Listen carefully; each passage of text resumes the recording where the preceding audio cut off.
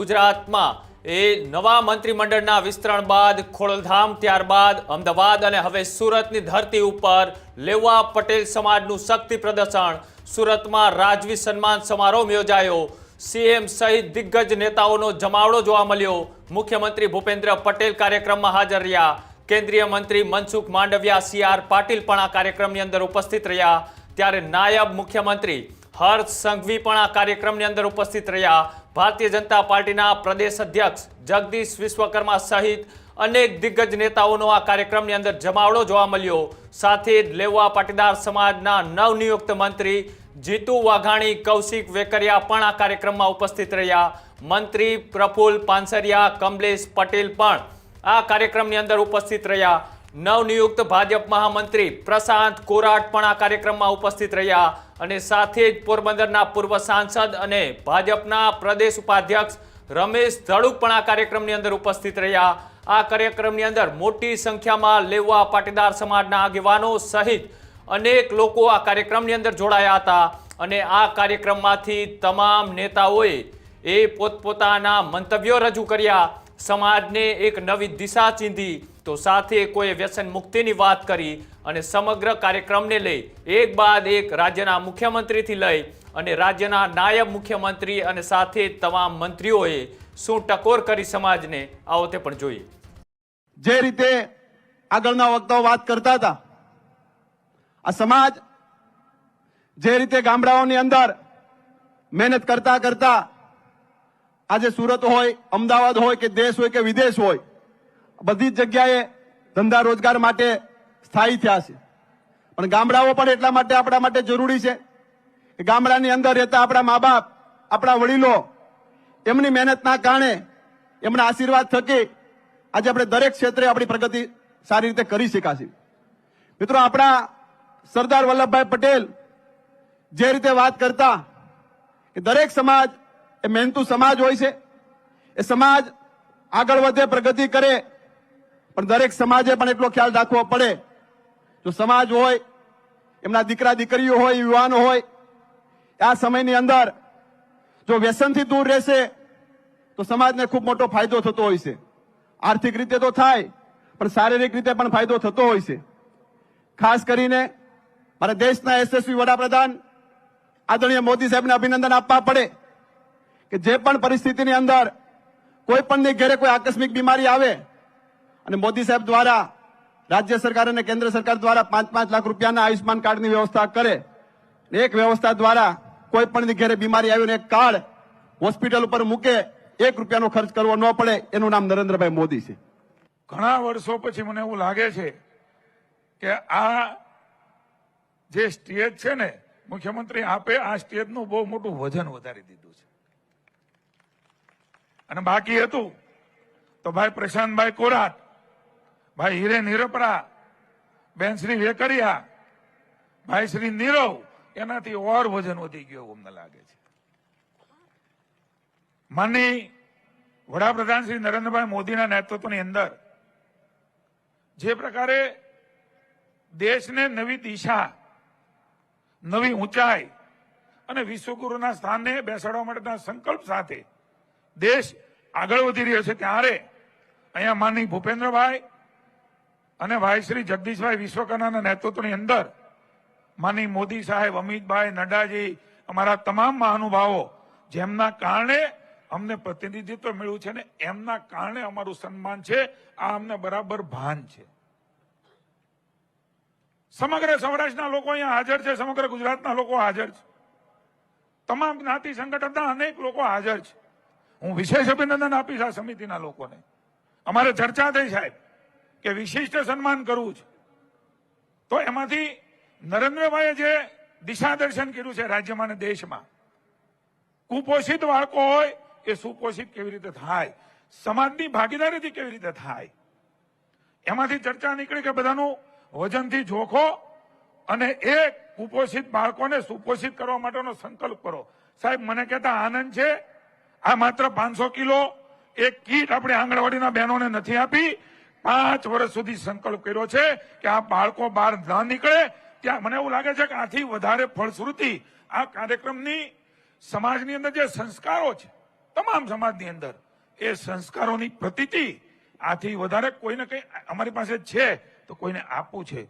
ખૂબ બધા લોકો બોલવાના છે, વિશેષ મારે નથી કહેવું, પણ સમગ્ર સૌરાષ્ટ્રમાંથી અનેક ધારાસભ્યશ્રીઓ અહીંયા આવ્યા છે. ત્યારે હું જે અહીંયા શ્રેષ્ઠીઓ બેઠા છે, અહીંયા બેસી શકે એવા નીચે પણ કેટલાય લોકોને હું જોઈ રહ્યો છું. વસંતભાઈથી મળી અનેક લોકો અહીંયા બેઠા, કોઈનો નામ ઉલ્લેખ ન થયો હોય તો માફ કરજો. જેમણે હું એમ કહી સાહેબ કે સૌરાષ્ટ્રને જીવંત રાખવાનું કામ કર્યું હોય, સમાજમાં સામાજિક સંસ્થાઓ, શૈક્ષણિક સંસ્થાઓ, આરોગ્યની સંસ્થાઓ અને જ્યાં જરૂર પડે ત્યાં અન્ય સંસ્થાઓને પણ આપીને સાહેબ શ્રેષ્ઠ ઉદાહરણ આ શ્રેષ્ઠોએ પૂરું પાડ્યું છે. પોતાના જીવન ઘસીને ગામડાની અંદર શું જરૂર છે, સમાજમાં અહીંયા શું જરૂર છે, અન્ય સમાજને શું જરૂર છે, માત્ર કોઈ એક સમાજ નહીં, તમામ સમાજને સાથે લઈને કેવી રીતે આગળ વધી શકાય એના માટેના શ્રેષ્ઠ પુરાવા અને શ્રેષ્ઠ કામ એ મનસુખભાઈ ક્યાંયથી થયું હોય તો આ સુરતની તાપીની ધરતી ઉપરથી અહીંયા પાટીદારના સૌ આગેવાનોએ કર્યું છે. એનાથી પ્રેરણા લઈને રાજ્યની અંદર આ કામો વિસ્તર્યા છે. હું ખેડૂત પુત્ર તરીકે મુખ્યમંત્રીનો આભાર માનું છું. અહીંથી ઉલ્લેખ થયો એટલે સાહેબ 10,000 કરોડના પેકેજમાંથી લગભગ 8700 કરોડ રૂપિયા એ ખેડૂતના ખાતામાં ગયા છે. 15,000 કરોડની ખરીદી થાય, 10,000 કરોડનું પેકેજ મળે, માર્કેટની યાર્ડમાં પણ વેચાણ થાય. સાહેબ આ પ્રકારનું મોદી સાહેબના નેતૃત્વની અંદર ડબલ એન્જિનની સરકાર હતી ને એટલે શક્ય બન્યું છે. મિત્રો, પાટીદાર હોવું એટલે જ એક વિશિષ્ટતા છે. એનું એક ઉત્તમ ઉદાહરણ એટલે સરદાર વલ્લભભાઈ પટેલ છે. પાટીદારમાં શું ગુણ હોઈ શકે? આખા દેશને એક કરવાનું કામ કરવાનો જજ જો કોઈને એકમાત્ર જાય છે એ સરદાર વલ્લભભાઈ પટેલને છે અને એ પાટીદાર હતા. આવી વિશિષ્ટતા ધરાવતો આ સમાજ કે ગામની અંદર કોઈ ભૂખ્યો ન સૂઈ જાય એની જો કોઈએ ચિંતા કરી હોય તો પાટીદાર સમાજ વર્ષોથી સહજ રીતે એ કરતો આવ્યો છે, એને પાટીદાર કહેવાય છે. મને કહેતા આનંદ થાય છે કે શિવાજી મહારાજ, છત્રપતિ શિવાજી મહારાજ પણ પાટીદાર હતા અને એમને પણ એક હિન્દુ સ્વરાજ્યની સ્થાપના કરવા માટેનો પૂરતો પ્રયત્ન સફળતાપૂર્વક કર્યો હતો. આજે અનેક વિવિધ જવાબદારીઓ સાથે જે એમને જવાબદારીઓ મળી છે એમના સન્માનના કાર્યક્રમમાં મારે તો આપને એટલું જ કહેવું છે કે મારી જવાબદારીની વાત આપને યાદ કરાવી દઉં. પાણીની જવાબદારી મળી છે. સૌરાષ્ટ્રને પાણીની કિંમત શું છે સમજાવવું ના પડે અને એમાં જ મથુરભાઈથી માંડીને અનેક લોકોએ જે પાણીના સંચય માટેના કામ કર્યા છે, જે રાજકોટમાં જે દિલીપભાઈ સખિયા એ જે આજે પણ કામ કરી રહ્યા છે, આવા અનેક લોકો નામી અનામી એ જે લોકો પાણી માટે કામ કરે છે એમને વંદન કરીને કહેવું પડે કે આપ સૌને પણ કહેવું છે કે આપ સૌ પણ ખેડૂત છો, પાણીનું મહત્વ આપ સમજો છો અને એટલે જ જળ સંચય જન ભાગીદારીથી જન આંદોલનમાં પરિવર્તિત કરવા માટેનો માનનીય પ્રધાનમંત્રી શ્રી નરેન્દ્ર મોદી સાહેબના આહવાનને જે રીતે પ્રતિસાદ આખા દેશમાં મળ્યો, 10 મહિનાની અંદર લગભગ 35 લાખ જેટલા જળ સંચય માટેના જે સ્ટ્રક્ચર બન્યા એમાં એક પણ રૂપિયો સરકારમાંથી ખર્ચ કરવામાં નથી આવ્યો, એ લોકોએ કર્યો અને આ ગુજરાત મોડેલ એ આખા દેશે સ્વીકાર્યું અને એમાં સૌથી વધુ કામ એ બનાસકાંઠા અને સૌરાષ્ટ્રમાં થયું છે. એના માટે આપને અભિનંદન આપું છું. દોસ્તો, આ સન્માનનો કાર્યક્રમ આયોજિત કરનાર આયોજકોને હું અભિનંદન પાઠવું છું. એટલા માટે અભિનંદન પાઠવું છું કે કોઈ પણ વ્યક્તિનું સન્માન કરવામાં આવે છે ત્યારે એ વ્યક્તિની 2 જવાબદારીઓ બનતી હોય છે. એક, એની જવાબદારી સન્માન કરવાથી એ વ્યક્તિનો હોંસલો વધતો હોય છે, એનો ઉત્સાહ વધતો હોય છે. અને બીજું, જ્યારે આપણે કોઈનું સન્માન કરીએ છીએ ત્યારે એ વ્યક્તિની જવાબદારી બની જતી હોય છે. એ સમાજની સામે જ્યારે સન્માનિત થતો હોય ત્યારે એ વ્યક્તિની અંદર જવાબદારીનો ભાવ નિર્માણ થતો હોય છે. અને ચોક્કસ રીતે હું કહીશ કે આપણા મંત્રીઓ એ સરકારને પણ જવાબદાર રહેશે અને જનતાને પણ જવાબદાર રહેશે. દોસ્તો, આ જવાબદારીની જેમણે આપણને ઓપોર્ચ્યુનિટી આપી છે, તક આપી છે, આ સન્માનના માધ્યમથી આપણને એકત્રિત થવાની તક આપી છે, એના માટે આયોજન કમિટી પણ આટલી જ અભિનંદનની અધિકારી છે. મને 5 મિનિટ લખીને આપેલી, બધાને 5 જ મિનિટ આપેલી અને મારે 4.5 મિનિટમાં પૂરું કરવું છે. એટલે મંચ પર બિરાજમાન સૌ મહાનુભાવોને નતમસ્તક વંદન કરું છું અને સમાજના બી સૌ વડીલોને, મારી સૌ માતાઓને, મારા સૌ યુવાન મિત્રોને હું વંદન કરીને આપ સૌને અભિનંદન આપું છું. મિત્રો, મારી પહેલાના અનેક વક્તાઓએ અલગ અલગ વાતો કરી. સમાજની મહાનતા, સમાજે રાજ્યના નાની મોટી તકલીફમાં કઈ પ્રકારે, કઈ રીતે બધા જ સમાજની મદદમાં પહેલું આવીને ઊભું રહ્યું, એવો પાટીદાર સમાજના સૌ આગેવાનોને હું 2 હાથ જોડીને વંદન કરું છું. આ રાજ્યમાં ક્યારેક ભારે વરસાદ પડ્યો હોય કે કોરોનાનો કાલ હોય કે ગમે તેવી મુસીબત આવી હોય, વરાછા કતારગામની વાડીઓમાં સૌથી પહેલા રસોડા ચાલુ થયા હશે. કાશ્મીરથી લઈને કન્યાકુમારી તક નાની મોટી તકલીફો આવી હશે. અહીંયા બેઠેલી બહેનોથી લઈને અહીંયા બેઠેલા આગેવાનો સૌ લોકો એક સાથે મળીને સમાજને મદદ કરવા માટે હંમેશા આગળ રહ્યા છે. તે બદલ હું આપનો આભાર માનું છું. હું આજે વેલજીભાઈએ 1-2 વાત કરી. હું વેલજીભાઈને કહેવા માંગુ છું કે તમે કદાચ ફોન નહીં કર્યા હશે, પરંતુ અહીંયા બેસેલાથી લઈને છેલ્લી લાઈન સુધી દરેક લાઈનમાં 1-2 માણસ જરૂરથી મળશે કે ગામમાં નાનામાં નાની તકલીફ હોય ને તો પોલીસ સ્ટેશન પછીને હર્ષ સંઘવીને પહેલા ફોન કરે અને આ હર્ષ સંઘવી અડધી રાત્રે ફોન ઉચકીને એ ગામની અંદર ગમે તેવો લુખ્ખો ટપોરી હોય એને સીધા પગે ચાલવા નથી લીધો ને આખા ગામે એના દ્રશ્ય જોયા હશે અને અહીં બેઠેલા સૌ લોકોએ જરૂરથી એ દ્રશ્ય જોયા હશે. અને આજે સમાજના સૌ આગેવાનોએ જ્યારે એમાં મક્કમતાથી રાજ્ય સરકારની આ મુહિમને, મુખ્યમંત્રીશ્રીની આ મુહિમને જો તમે સૌએ સિક્કો લગાડીને કીધું કે હજી વધુ કડકાઈથી કામ લો, તો અમે તો હજી વધુ કડકાઈથી કામ લેવા માટે હંમેશા તૈયાર છીએ. પણ હું આજે આ વચન આપું છું કે અહીં બેઠેલા ઘણા લોકોના ચહેરા હું દેખું છું, તમામ લોકોને અંદાજો છે.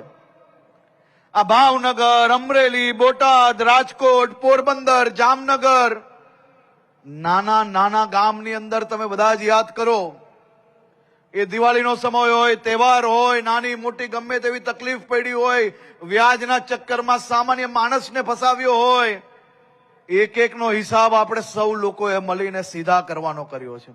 ક્યારેય સમાજ જોઈને ગુનેગારો પર એક્શન નથી લીધા, પરંતુ ગુનેગારનો કોઈ સમાજ જ નથી હોતો.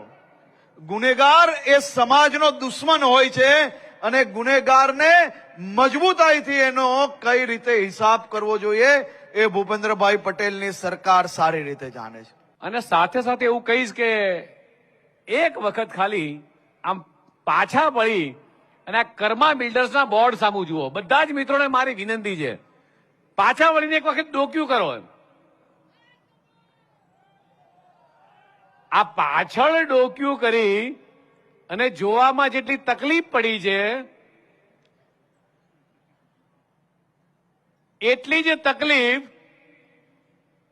વર્ષો સુધી કોંગ્રેસને સરદાર સાહેબનું નામ લેતા પડી અને દેશના યશસ્વી પ્રધાનમંત્રી માનનીય મોદી સાહેબે માત્ર ગુજરાત નહીં, ભારત નહીં, પણ સમગ્ર વિશ્વની સૌથી મોટું સ્ટેચ્યુ એટલે આપણા સરદાર સાહેબનું 140 કરોડ ભારતીયોને ભેટ આપ્યું છે.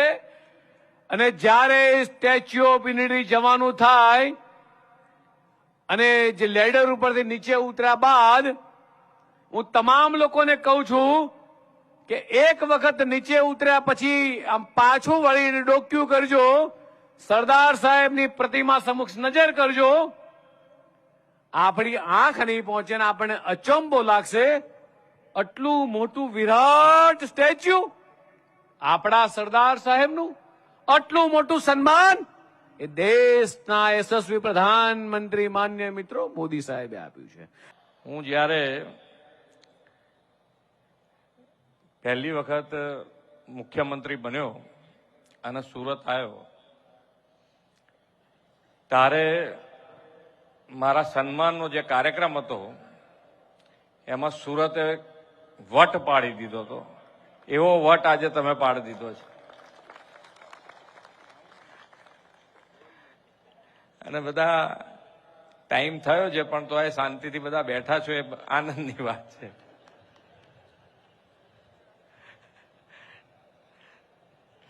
નર્મદ નગરી સુરતમાં પટેલ સમાજ દ્વારા મંત્રીમંડળનો સન્માન સમારોહ એ અમારા માટે ગૌરવ, ભાવના અને જવાબદારી ત્રણેયની લાગણી સાથે જોડાયેલી ક્ષણ છે. વિશ્વ નેતા અને યશસ્વી વડાપ્રધાન શ્રી નરેન્દ્રભાઈ મોદીએ સૌનો સાથ, સૌનો વિકાસ, સૌનો વિશ્વાસ અને સૌના પ્રયાસનો જે મંત્ર આપ્યો છે તેને આપ સૌએ આત્મસાત કરી રહ્યા છો અને સાથે સાથે એક ભારત શ્રેષ્ઠ ભારતની સંકલ્પના માટે સૌ સમાજની સંગઠન શક્તિનું આહ્વાન પણ કર્યું છે. અખંડ ભારતના શિલ્પી અને દેશના પ્રથમ નાયબ વડાપ્રધાન ગૃહમંત્રી સરદાર વલ્લભભાઈ પટેલના આપણે સૌ વારસ છીએ. સરદાર સાહેબનું લોખંડી મનોબળ અને દ્રઢ સંકલ્પ શક્તિ એ આજે પણ પટેલ સમાજની આગવી તાકાત અને ઓળખ બની રહ્યા છે. ખાસ કરીને એકતા અને સંગઠન એ તો પાટીદાર સમાજની મોટી શક્તિ છે. પંચ પ્રણાલી અને પરસ્પર સહકારથી સમાજમાં એક મજબૂત બંધન થયું છે. શિક્ષણ અને આધુનિકતાનો સ્વીકાર કરીને પણ પરંપરાઓ જાળવવાનું સંતુલન એ પણ આપણા સમાજની વિશેષતા છે. એટલે જ વડાપ્રધાનના વિરાસત બી વિકાસ બીનો ધ્યેય ચરિતાર્થ થાય છે. આ સમાજની સફળતાનું રહસ્ય મજબૂત સિદ્ધાંતો છે.